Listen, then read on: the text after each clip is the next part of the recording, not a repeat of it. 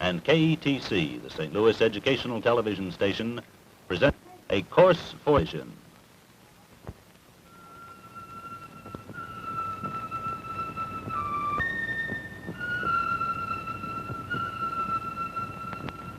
The Religions of Man,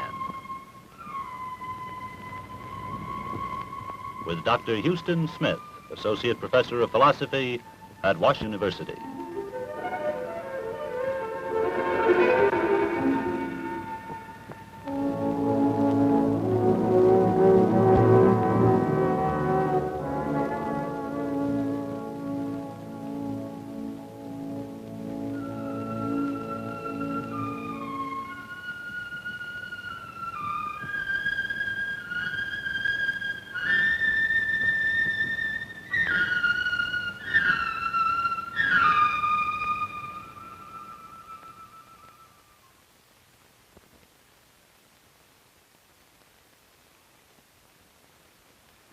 Last week we noted that Hinduism says to its followers, you can have what you want. As long as you want the so-called desires of this world, wealth, fame, pleasure, power, go after these things. There's nothing wrong in doing so at all. The only point is that sooner or later you will come to the realization that these things are not enough. Even when they're translated into the so-called finer things of life, there comes a time in which, in the words of Aldous Huxley, one asks even of Shakespeare, even of Beethoven, is this all? Now, when that time comes, what does Hinduism answer? Is there anything beyond Beethoven? And Hinduism says there is. But what is it? Well, it must be something which satisfies the deepest desires of man. And this brings us once more to the question of what we really want. What do you really want?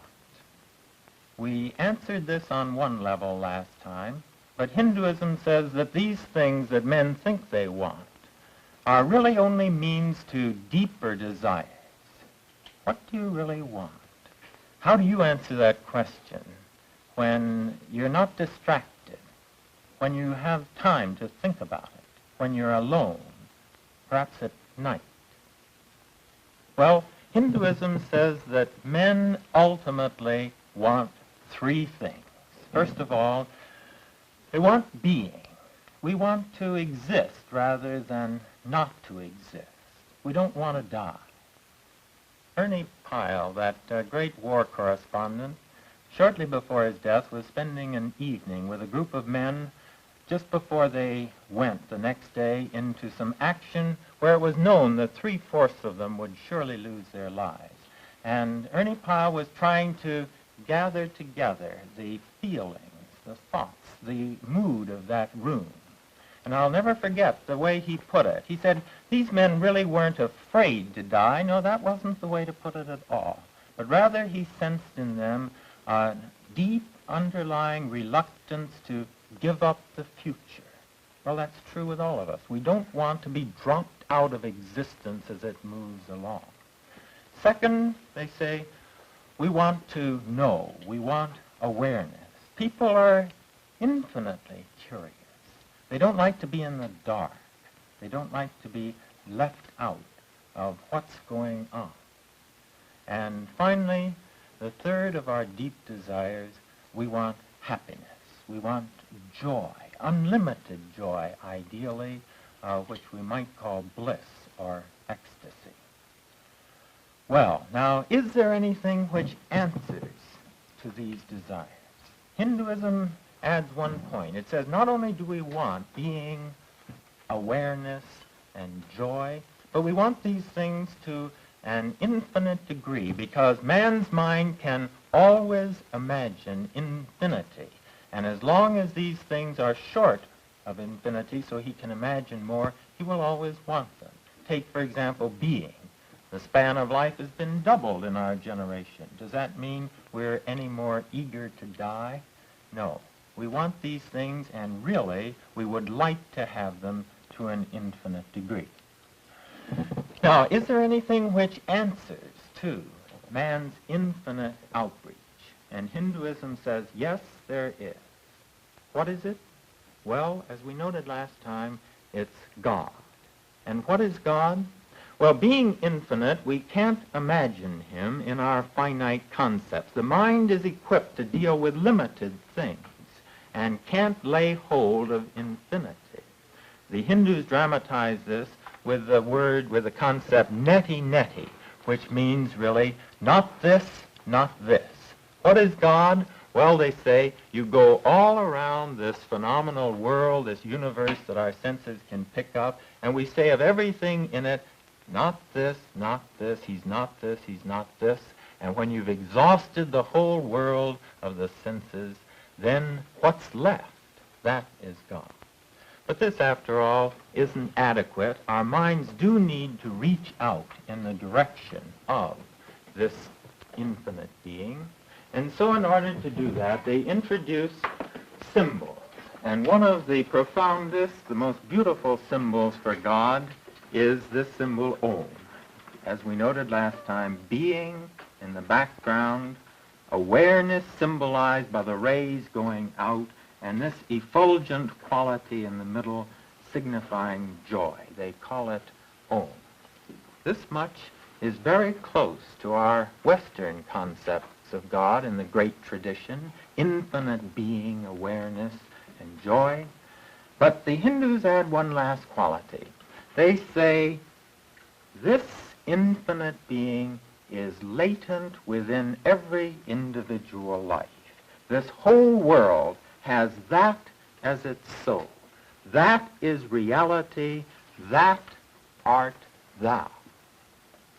Well, this sounds very good, but we're tempted to say, I don't happen to feel very divine today, nor do I notice this quality conspicuously in my neighbor in the way he acts.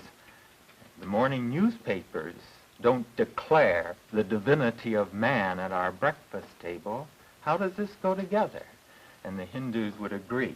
But what they would add is, what they would say is that this divinity is very deep lying within man. It's obscured, just as a mirror covered with enough soot, enough dust, enough mud can fail completely to reflect the sun. So similarly, that luminous being which is latent within man is covered up by all kinds of distractions, by impurities of thought, by malice, by envy. We have then, the Hindus say, to make a journey from ourselves as we now are to our real selves, which is divine. And that brings us to our topic for this evening. Let me summarize it with a word. We're going to talk tonight about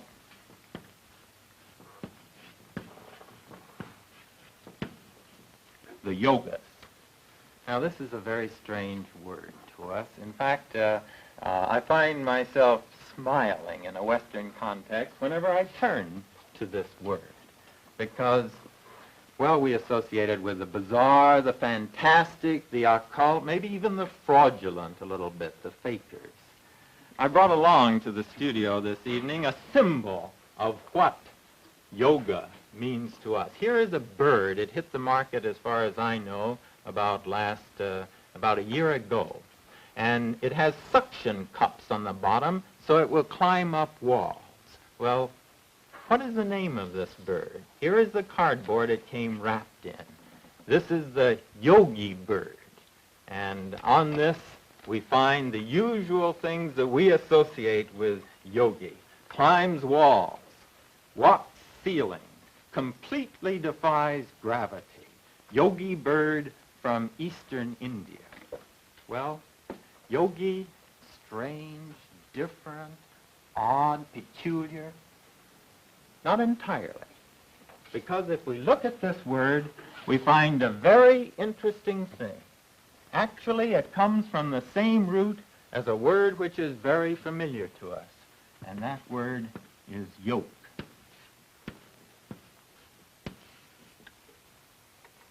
Yoga really means union, and in its religious sense, it means a path to union with God. The yogas, then, are paths. They are paths from finite to infinite being.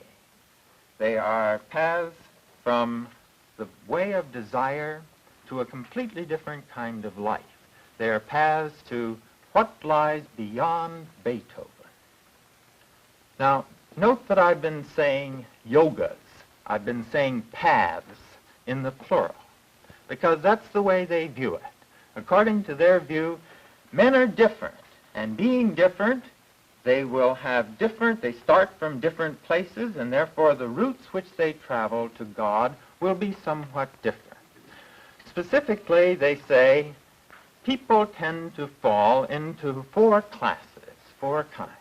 First of all, some people are very reflective, very intellectual. These are the philosophers. There aren't very many of them around, so we don't have to spend much time on them, but there are some people for whom the mind plays a very important part in their life. When they're intellectually convinced of something, this gives the green light, and their whole lives follow according to their mind's dictates.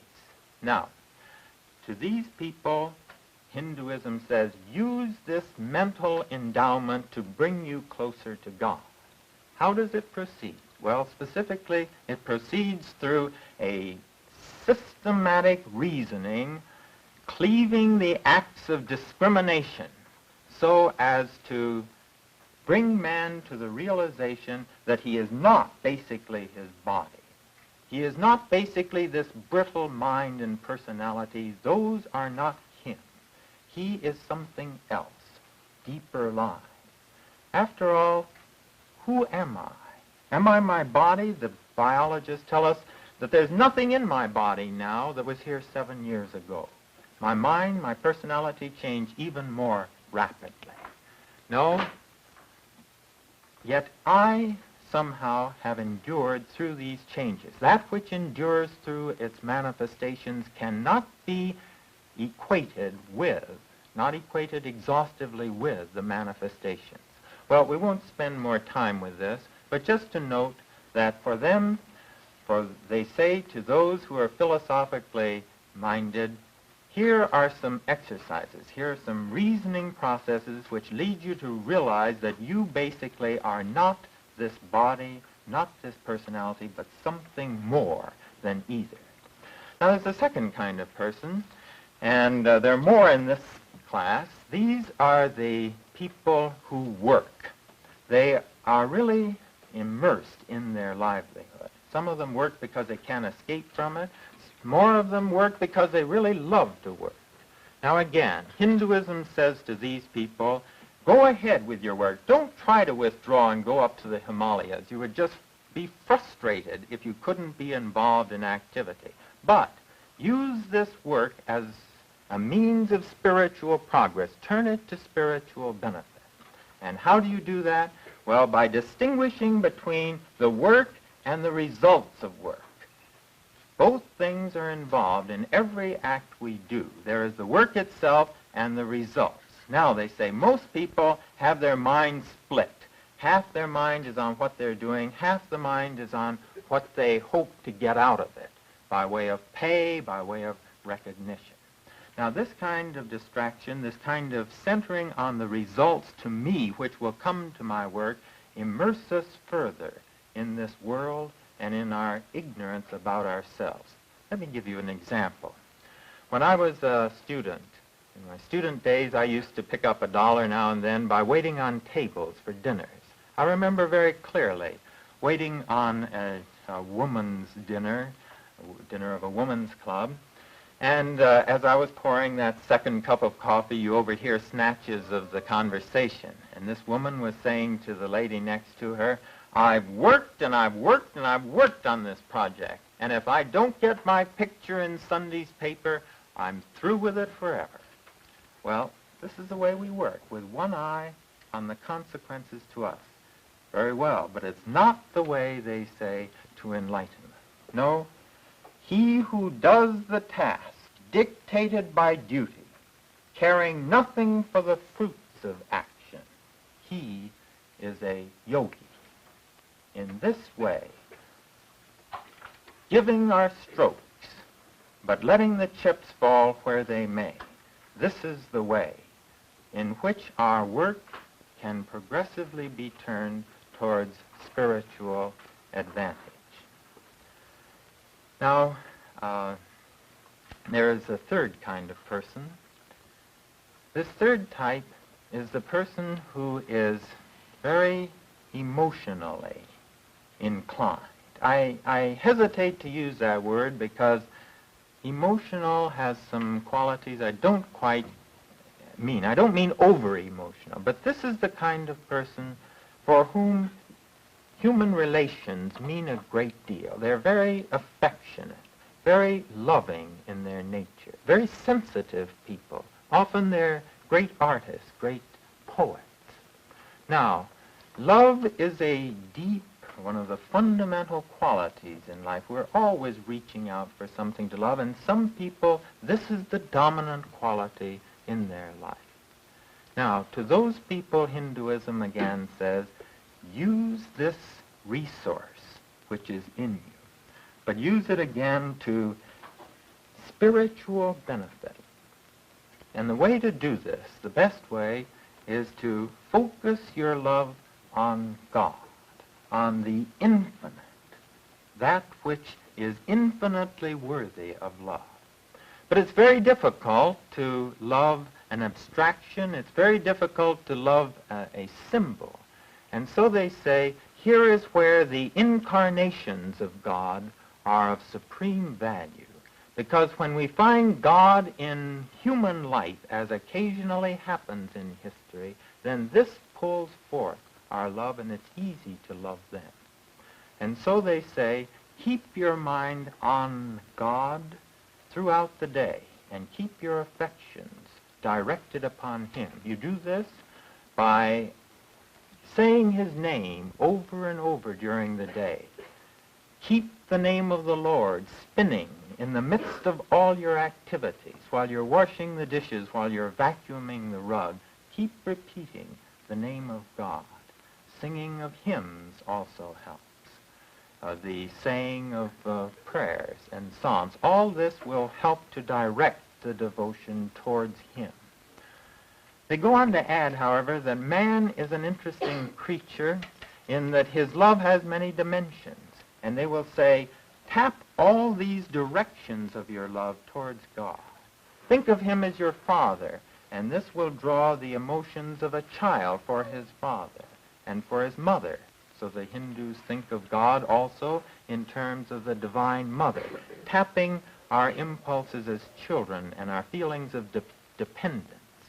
They also say, think of God as your friend. This is another quality of love. Think of him as your lover. This is more remote from us, but we find it too in the mystical tradition of the marriage of the soul to Christ. Think of God also as your master. And here again, in Christian liturgy, we have hymns that say, my master and my friend, all tapping these qualities of love.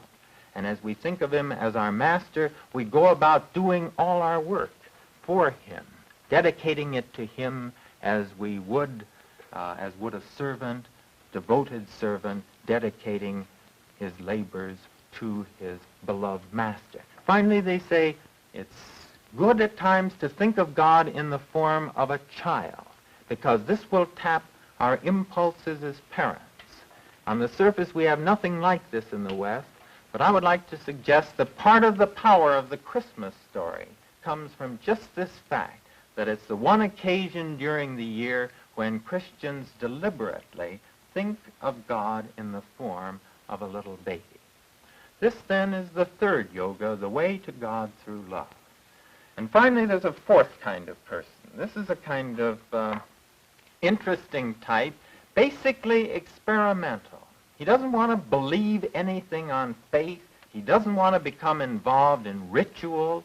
And they say, all right, this experimental outreach, too. can be tapped to divine purposes, to carry you towards God.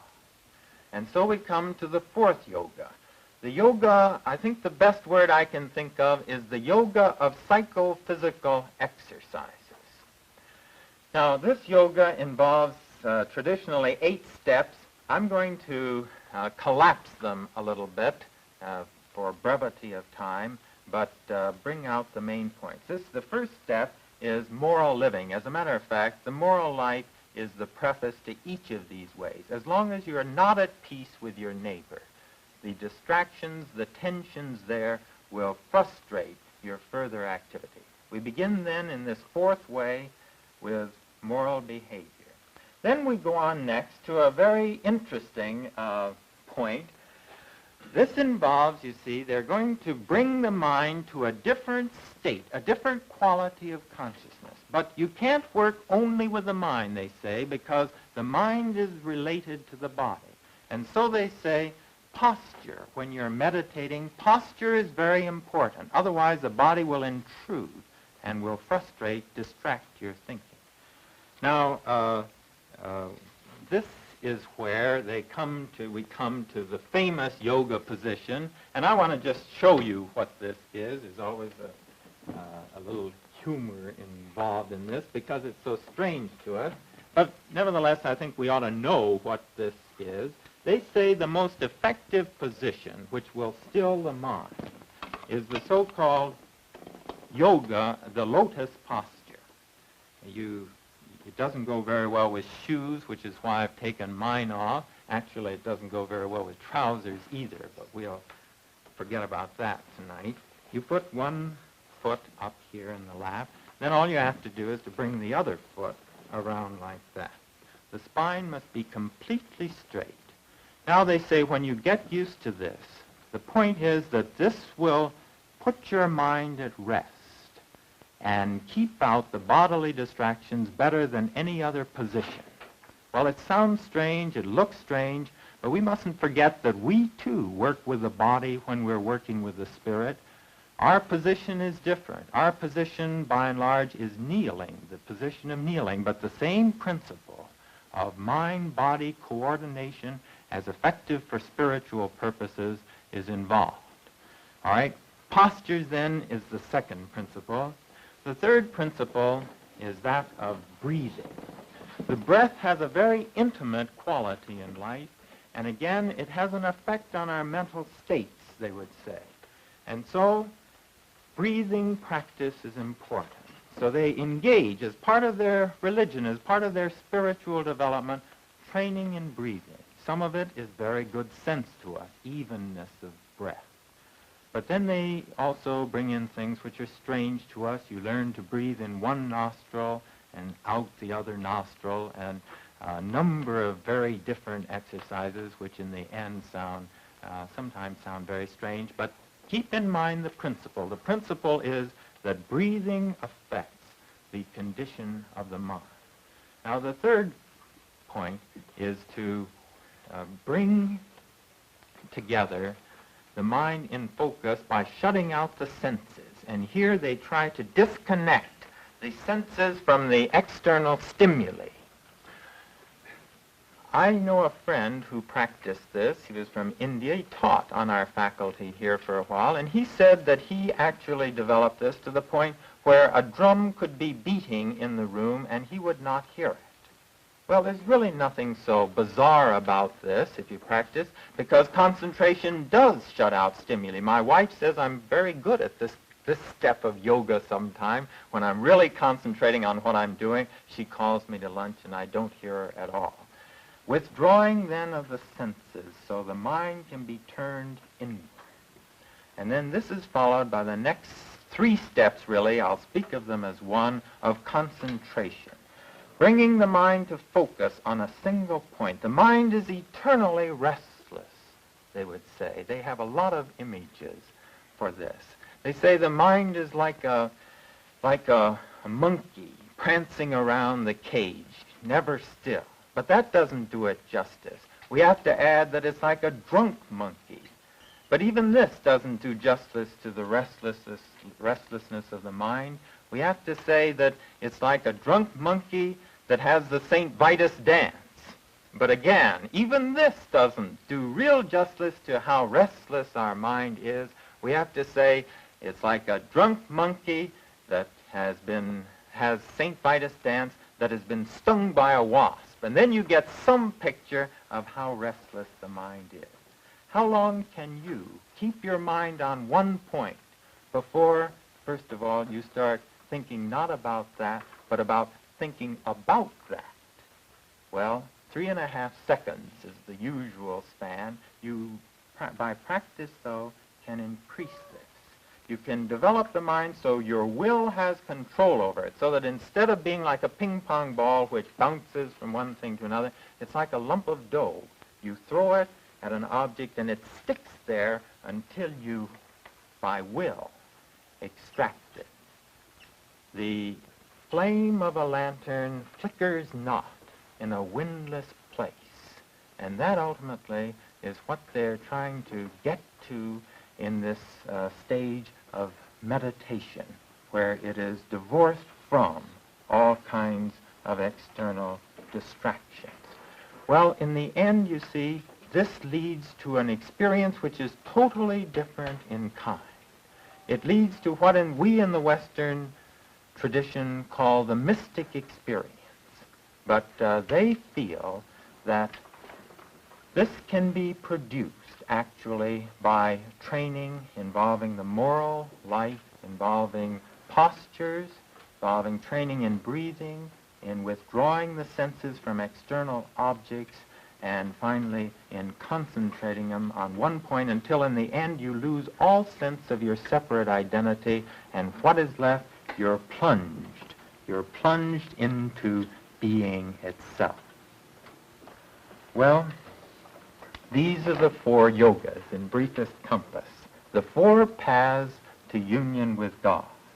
They're not easy, they're not to be traversed in a day, but in the end, so the Hindus say, in the end everybody gets there.